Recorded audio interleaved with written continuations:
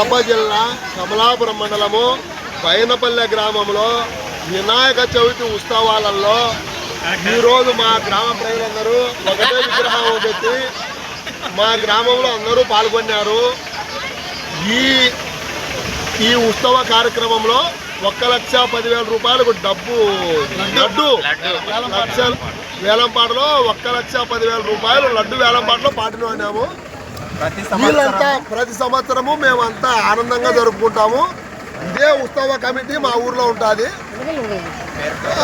మా గ్రామ ప్రజలందరూ చాలా ఉత్సాహంగా ఆడళ్ళు పిల్లలు మగాళ్ళు అందరూ సంతోషంగా రంగులు పూసుకొని ఆనందంగా గడిపి ఈ సంవత్సరము టాప్ అండ్ టాప్ 1,10,000 లడ్డు పలికింది. Top and top 1,10,000